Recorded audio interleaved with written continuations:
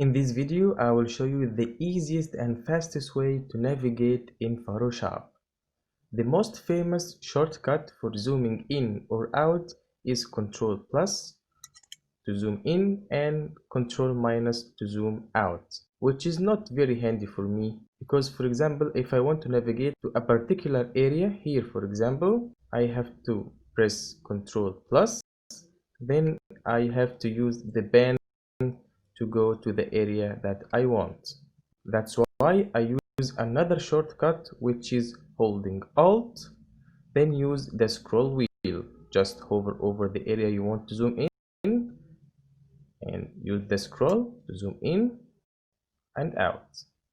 Very easy and fast. But even this shortcut causes a problem because the Alt activates this menu.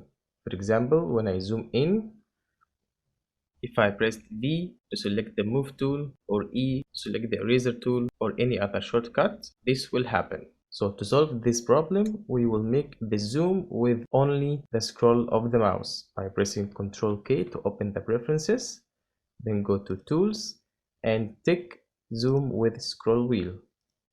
Now, all what you have to do to zoom in or out just using the scroll.